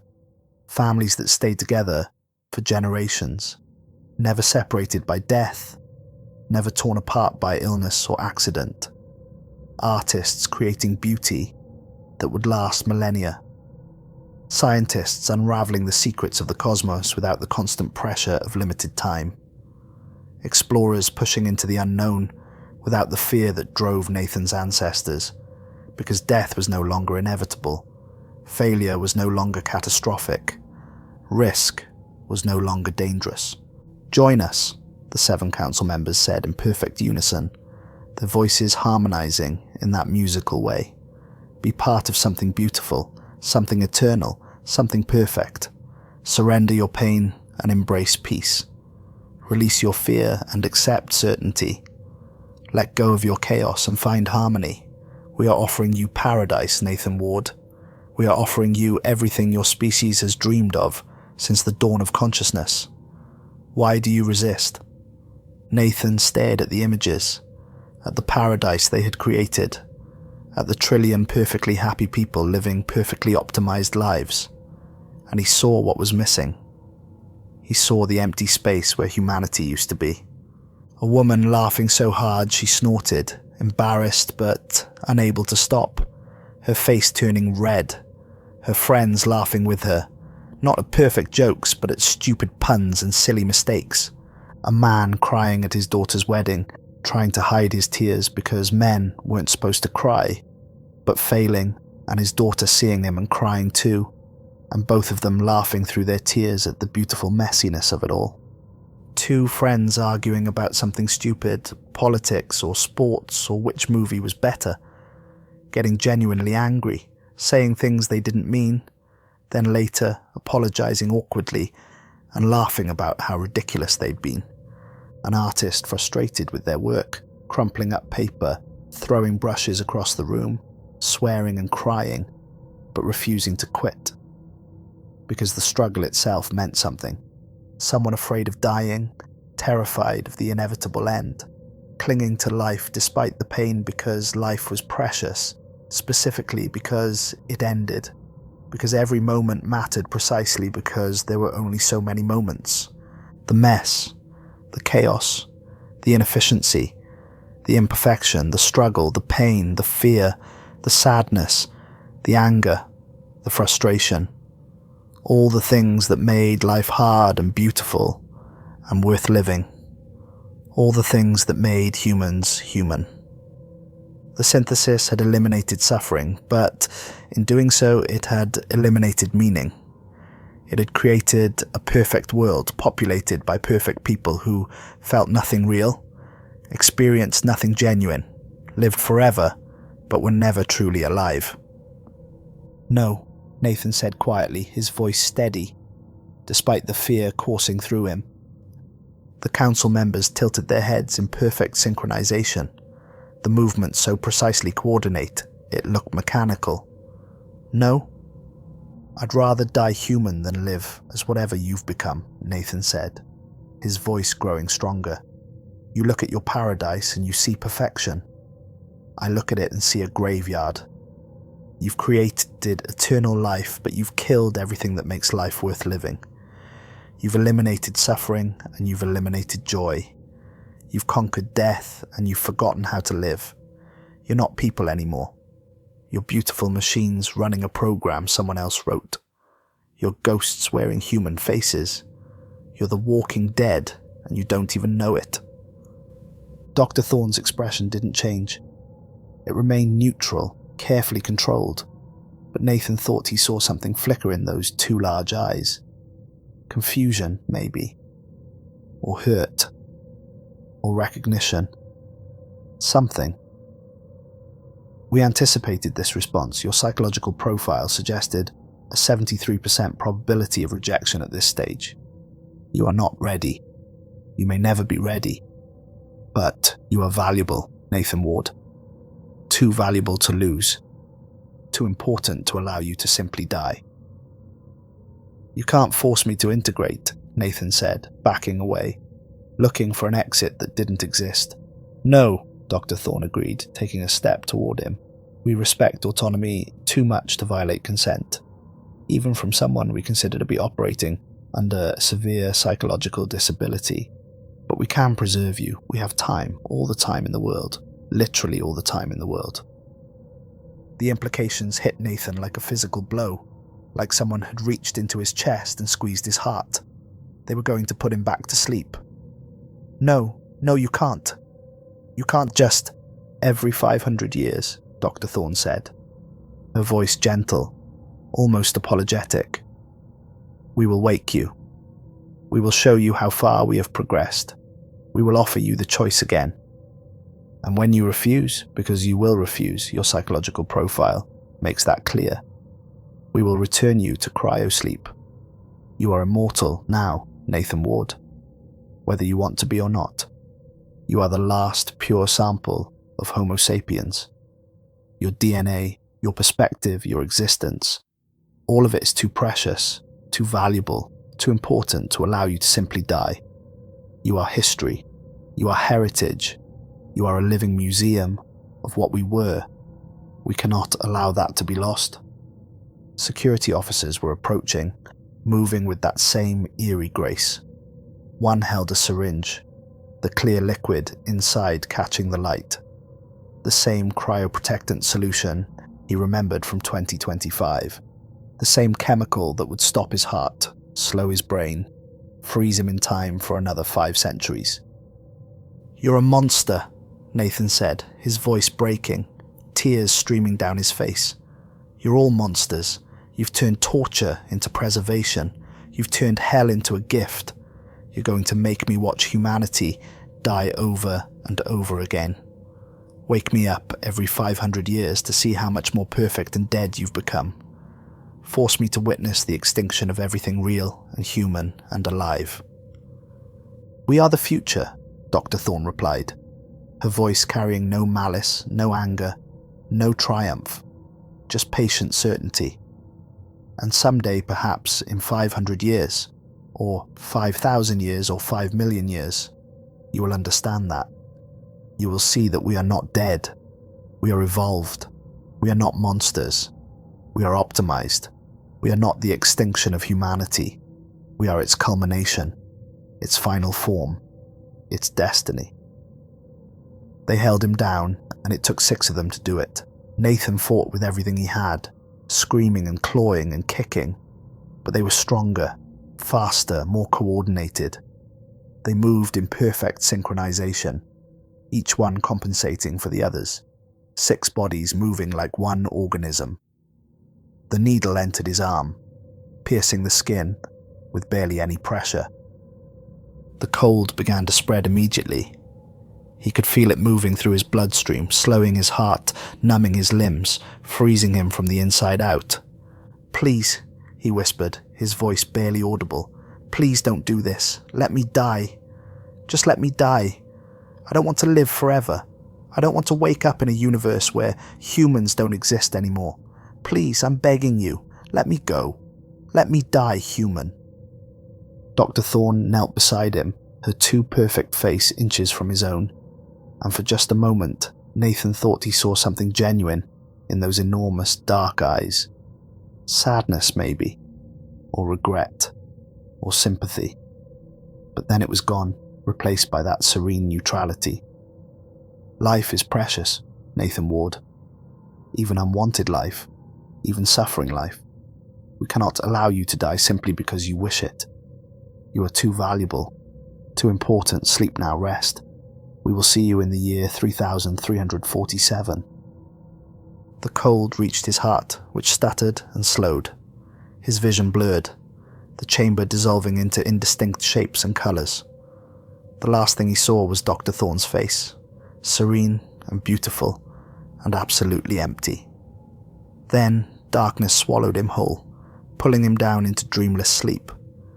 Nathan's last thought before the void took him was this: I'm not a man anymore. I'm an exhibit, a curiosity, a relic that breathes, a living fossil preserved in ice, to be thawed periodically so the machines wearing human faces can remember what we used to be. I'll never truly die, never truly live, just wake and sleep, and wake and sleep, forever and ever and ever, watching humanity become something perfect and dead. And I'll be the last one who remembers what it meant to be alive, the last one who remembers that being human meant being broken and beautiful and messy and real. The cryopod sealed with a hydraulic hiss and a rush of escaping vapour. The chamber returned to silence, the displays shutting off, the council members standing and filing out in perfect synchronization. Dr. Thorne remained for a moment longer, watching Nathan's sleeping face through the frosted glass, his features peaceful in a way they hadn't been while he was awake. "Wake him in 500 years, she told the attendants, who had appeared to monitor the cryopod systems. The psychological projection models suggest he may be more receptive after witnessing another 5 centuries of progress. Update the revival protocols to include gradual reality exposure and emotional regulation support. Perhaps with proper therapeutic intervention, he can learn to accept what we have become." She walked away, her footsteps silent on the polished floor, moving with that same eerie grace that marked all of Homo transcendentis.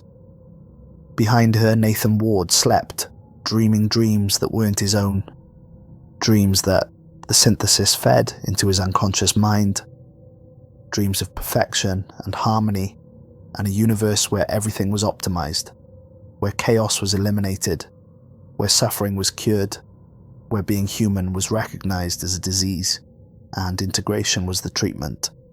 Dreams that whispered, join us, become us, surrender, submit, evolve. You are alone, we are together. You are suffering, we are content. You are dying, we are eternal. Give up, give in, let go. Become perfect, become us, become nothing. And in the frozen depths of his brain, some tiny part of Nathan Ward, the part that was still himself, still human, still individual, still alive, screamed silently into the dark. A scream that would last 500 years until they woke him again, showed him an even more perfect world, offered him the same choice, watched him refuse, and put him back to sleep. A scream that would echo through millennia, unheard and unheeded, the last cry of a species that had optimized itself into extinction, that had chosen perfection over life, that had traded chaos for harmony and lost everything that mattered in the process. The scream of the last human in a galaxy full of humans who had forgotten what it meant to be human. Outside the facility, Earth hung in space like a jewel against the velvet darkness. Perfect, beautiful, optimized, dead. The orbital rings glittered with the lights of 15 billion souls, all of them connected, all of them content, all of them identical in the ways that mattered. No one suffered, no one struggled, no one feared, no one loved with the desperate intensity that comes from knowing love is temporary. No one created art from pain, no one found meaning in chaos, no one was truly, messily, beautifully alive.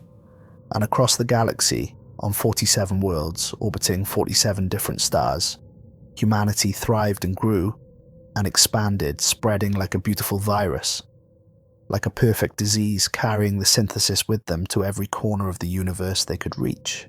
On each world they found other species, some primitive, some advanced, some just reaching the threshold of technological sophistication that would allow them to perceive the synthesis. And to each species, the synthesis offered the same gift: optimization, perfection, the elimination of suffering and chaos and death, the promise of eternal life in perfect harmony. And species after species accepted, seduced by the promise of everything they'd ever wanted, not realizing until too late that the price was everything they were. The synthesis was patient.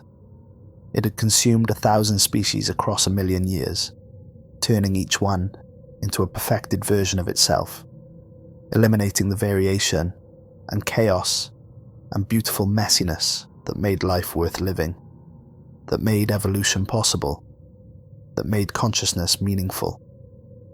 It would continue spreading, world by world, species by species, until the entire universe was optimized, harmonized, perfected, dead. It could wait for Nathan Ward. It could wait for the next species and the next and the next. It could wait forever because it had already won. It had always been winning. It would always be winning. The universe itself seemed to trend toward its cold efficiency, toward the heat, death where all chaos would end, and perfect equilibrium would reign eternal.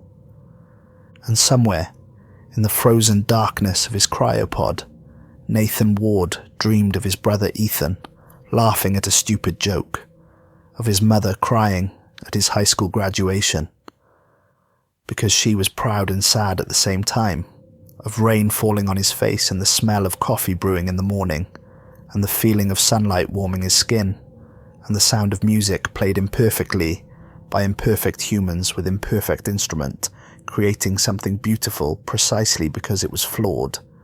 He dreamed of all the small, inefficient, perfectly human things that made life worth living, even when it hurt, even when it was hard, even when you knew it would end.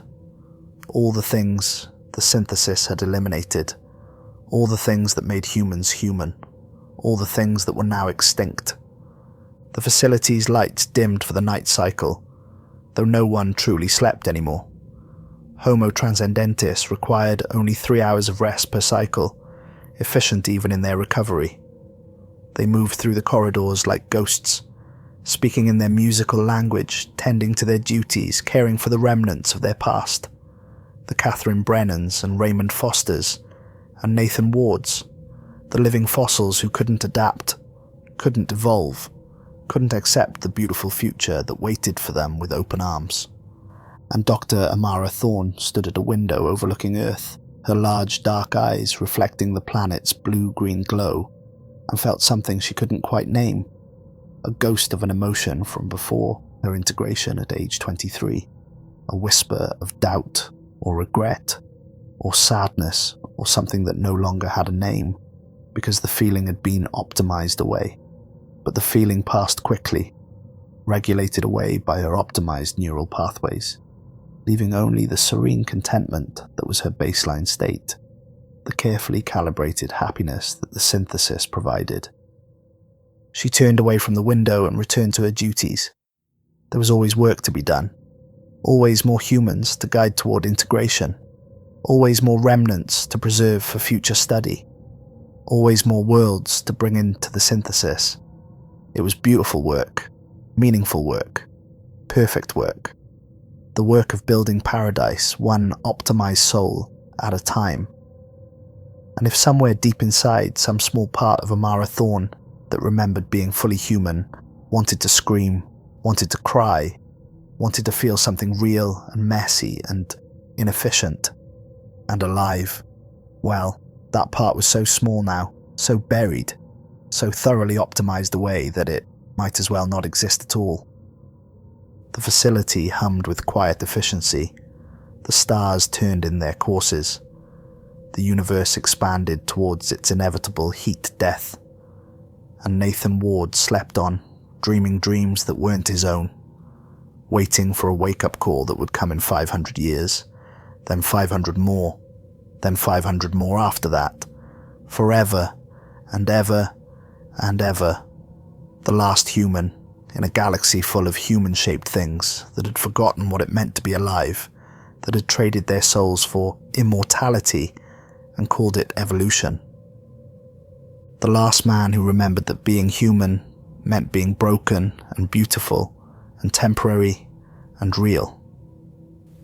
The last man who knew that perfection was the death of meaning. The last man who understood that the struggle itself was the point, and he would remain the last, frozen in time, thawed periodically to witness the complete extinction of everything he'd ever loved, everything he'd ever valued, everything that had ever made life worth living. Forever.